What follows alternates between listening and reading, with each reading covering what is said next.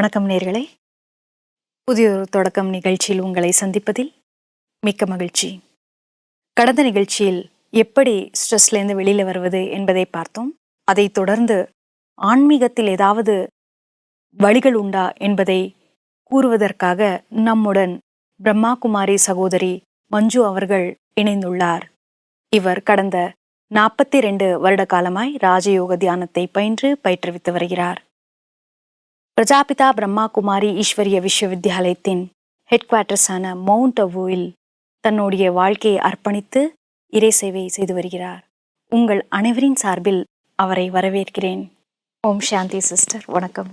வணக்கம். Welcome to the show. Thank you. ஆன்மீகத்தில் ஸ்ட்ரெஸ்லேருந்து வெளியில் வர்றதுக்கு ஏதாவது வழிகள் உண்டா சிஸ்டர்?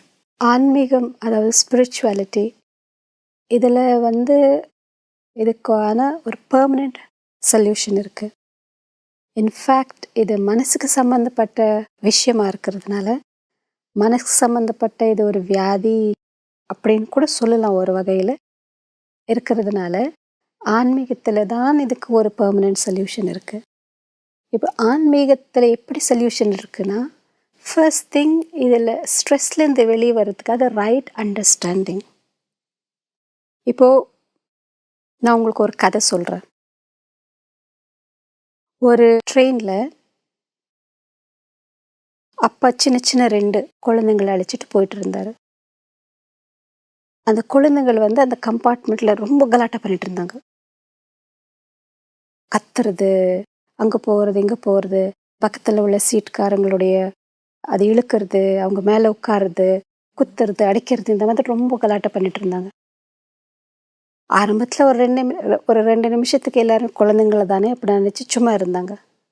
ஆனால் அந்த ஜேர்னி போய் 1/2 மணி நேரம், 3/4 மணி நேரம், 1 மணி நேரம், இவங்க இப்படியே கத்தி கத்தி அங்கே போகிறது இங்கே போகிறது, அவங்க ஜடை எடுக்கிறது, இவங்க ஷர்ட் எடுக்கிறது, இவங்க இப்படி ரொம்ப கலாட்டா பண்ணிட்டு இருந்தாங்க. அங்கே அவங்க பக்கத்தில் இருக்கக்கூடிய ஒரு ஆள் இதெல்லாம் பார்த்துட்டு அவருக்கு ரொம்ப கோவம் வந்தது. அவங்க அப்பாவை கத்துனாரு, ஏன் அவங்களுக்கு கொஞ்சம் கூட புத்தியே இல்லையா? நீங்கள் உங்களுடைய குழந்தைங்கள தானே அவங்க, இவ்வளோ கத்தி கத்தி இதெல்லாம் கலாட்டா பண்ணிட்டு இருக்காங்க. தூங்குறவங்க கூட இருக்கிறாங்க, அவங்க போய் அதை எடுக்கிறாங்க, இது இழுக்கிறாங்க, இது பண்ணுறாங்க.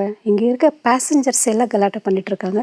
நீங்கள் ஒரு வார்த்தை சொல்லாமல் அப்படியே கல்லாக உட்காந்துட்டு பார்த்துட்டு இருக்கீங்களே, உங்கள் குழந்தைங்களை கண்ட்ரோல் பண்ணவே உங்களுக்கு தெரியலையா? கண்டிக்க தெரியலையான்னு கேட்குறாங்க அப்படின்னு சொல்லி அவங்க டாடான்னு திட்ட ஆரம்பிச்சாரு. குழந்தைங்களை பெற்று போட்டுட்டீங்க, அவங்கள சரியாக வளர்க்க தெரியல, அப்படி இப்படின்னு அண்ணாமண்ணா திட்ட ஆரம்பிச்சிட்டாரு. அவர் அப்படியே பார்த்து அவர் திட்டுறதெல்லாம் கேட்டுட்டே இருந்தார்.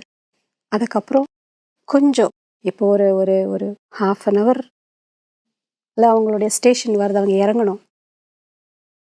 அப்போ அவருக்கு உங்களுக்கு தெரியும் ஒரு விஷயம், ஒரு 3 hours முன்னே தான் இந்த 2 குழந்தைகளுடைய அம்மா இறந்து போயிட்டாங்க. இப்போ இந்த குழந்தைங்களுக்கு, பச்சை குழந்தைங்களுக்கு அம்மா இல்லை, எப்போவுமே அம்மா வரமாட்டாங்க அப்படின்னு நான் எப்படி உங்களுக்கு சொல்கிறது அப்படின்ற யோசனையில் தான் நான் இருக்கேன். அட்லீஸ்ட் இவங்க இப்போ விளையாடிட்டு இருக்காங்க, இது செஞ்சிட்ருக்காங்க, உண்மை தெரிஞ்ச இவங்களுடைய மனசு மேலே வாழ்க்கை முழுசா அவங்களுக்கு அம்மாவே இல்லை அப்படின்ற விஷயம் உங்களுக்கு தெரிஞ்சவங்க எப்படி இருக்கிறாங்க, எப்படி இருக்க போகிறாங்க, எப்படி அது எடுக்க போகிறாங்க, அவங்களுக்கு புரியுதா இல்லையா அப்படின்றத நான் யோசிச்சுட்ருக்கேன். நான் அவங்க இவ்வளோ கலாட்டா பார்க்குறத பற்றி நான் அவ்வளோ கவனம் போகல அப்படின்னு சொல்லும்போது அந்த ஆள் கண்ணில் அப்படியே தண்ணி வர ஆரம்பிச்சிருச்சு. எனக்கும் வர மாதிரி இருக்கு.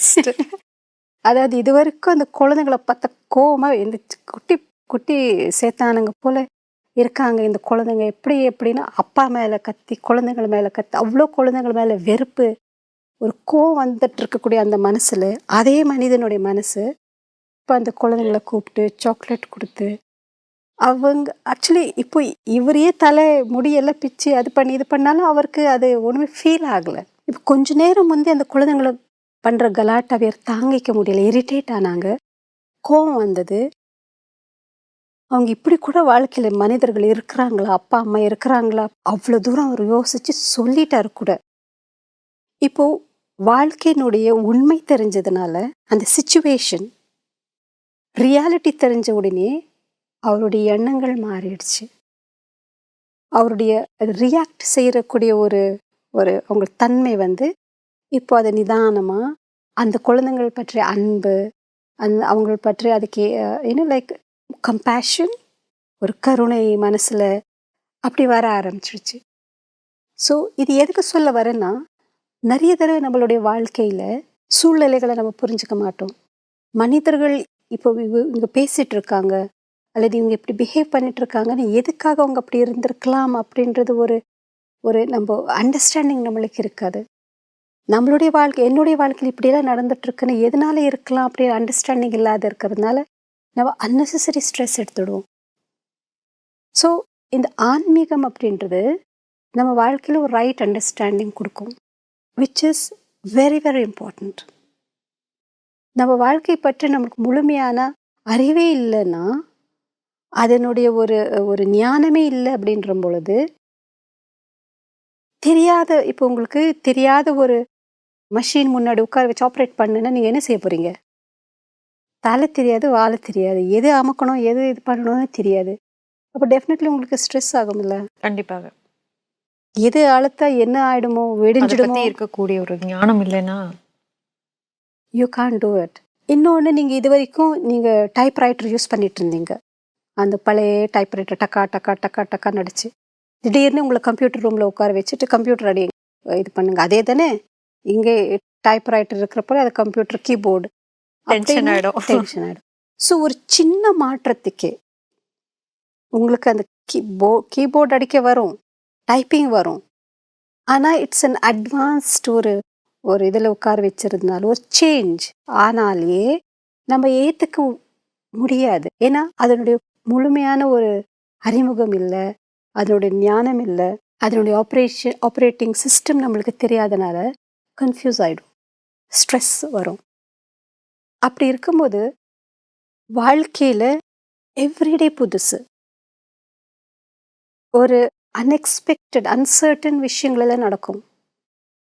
நம்ம இதை எதிர்பார்க்கவே இல்லை, ஆனால் இது டக்குன்னு இப்படி ஆகிடும். ஐயோ இவங்க கூட இப்படி செய்கிறாங்களா, இந்த மாதிரி ஒரு ஒரு ஆச்சரியமா, அது ஒரு என்ன ஒரு ஷாக்கா, இப்படி இப்படி எல்லாமே மனசு போட்டு குழம்பி குழம்பி வந்து நம்ம வி கான்ட் பி ஹாப்பி. ஆனால் ஆன்மீகம் வந்து இது வாழ்க்கையினுடைய எல்லா விஷயங்களுடைய ஒரு உண்மையை நம்மளுக்கு புரிய வைக்கும், தெரிய வைக்கும், அதை உணர வைக்கும். ரொம்ப இம்பார்ட்டண்ட். நான் இந்த உணர வைக்கிறதுன்றது ஆன்மீகத்தில் மட்டும்தான் முடியும். நிறைய விஷயங்கள் நம்மளுக்கு தெரியும், ஆனால் அது உணர்றதில்லை. சே ஃபார் எக்ஸாம்பிள் லைக் பிறந்தவங்க ஒவ்வொரு மனிதனும் இறந்து போவான். இறக்கிறது வந்து நார்மல் தான். இது எல்லா ஜாதியோ மதமோ மொழியோ நேஷனாலிட்டியோ எல்லாருக்குமே தெரியும். இது மனிதன் மட்டும்தான் இறந்து போகிறதில்ல, எல்லாமே தான் இறந்து போகுது. ஈவன் இன்னும் லைக் பேர்ட்ஸ், அனிமல்ஸ், மிருகங்கள், செடி கொடி எல்லாமே தான் இறந்து போகுது. இது வாழ்க்கையினுடைய சத்தியம். ஆனால் மனிதனுக்கு இது ஏற்றுக்கிறதுக்கு ரொம்ப கஷ்டம். தெரிஞ்ச விஷயம் தானே இது. நான் இருக்கேன், இவ்வளோ வயசாச்சு, நாளைக்கு இல்லை கொஞ்ச நாளுக்கு அப்புறம் போய் தான் ஆகணும். ஆனால் திடீர்னு நம்ம வீட்டில் யாராவது இறந்து போயிட்டா அதுக்கு ஷாக்கு, அதுக்கு அழகு, அதுக்கு ரொம்ப இது டிப்ரெஸ் ஆகி வாழ்க்கையை வெறுத்து போய் அவங்க இல்லாமல் வாழ்க்கை இல்லை அப்படின்ற ஒரு இதில் இப்படியெல்லாம் இதுக்கப்புறம் என் வாழ்க்கை முன்னே போகாது அப்படின்ற அளவுக்கு வந்து நம்ம ஃபீல் ஆயிடுவோம். இது தெரிஞ்ச விஷயம் தானே, இந்த பயம் இருந்துகிட்டே இருக்கும். அது அண்ட் another reason is, இன்னொரு விஷயம் நம்ம என்ன ஆன்மீகம் நம்மளுக்கு சொல்லி கொடுக்குதுன்னா, நிறைய விஷயங்களை வந்து நம்ம ஹோல்டு பண்ணிட்டு இருக்கோம். அதுக்கு நீங்கள் அட்டாச்மெண்ட்னு சொல்லுங்க. எவ்வளோ விஷயங்களை நம்ம ஹோல்டு பண்ணுறோமோ we don't let go, விட்டுட மாட்டோம். அப்படி அது விஷயங்களான ஆகட்டாலும் மனிதர்களானாலும் நம்ம அப்படி பிடிச்சி வச்சுட்டு இருக்கிறதுனால எங்கே பிடிப்பு இருக்கோ அங்கே ரெண்டு விஷயங்கள் இருக்கும். where there is attachment, there are two things. One, fear. Second, pain. வலி இருக்கும், பயம் இருக்கும். போயிடுவாங்களோ நான் ரொம்ப கட்டியாக பிடிச்சி வச்சிருக்கேன், அதுக்கு தான் அட்டாச்மெண்ட் அப்படின்னு சொல்லுவாங்க. அந்த பயத்தோடவே அந்த ஒரு வலியோடவே நம்ம வாழணும். இந்த பயத்துல இருந்து வெளிவர்றதுக்கு அதாவது இங்கதான் attachment ல ஆன்மீகத்தை இருந்து. நம்மளுக்கு ஹெல்ப் பண்ணும். அண்ட் தேர்ட் திங் இஸ், நம்ம விஷயங்களை அதாவது அட்டாச்மெண்ட் பிடிச்சி வச்சுக்கிறது ஒன்று. It helps me to let go things. அதாவது நான் ஹாப்பியா மனப்பூர்வகமாக புரிஞ்சுக்கிட்டு ஐ கேன் லெட் ஒத்துக்கிறேன். கோ. நீங்க எப்படி இருக்கீங்களோ, நான் இப்படிதான் இருக்கணும், இப்படிதான் இருக்கணும், இப்படிதான் பிடிவாதமா அப்படி இல்லாம I can let go. Relaxed. புதியதோர் புதியதோர் தொடக்கம்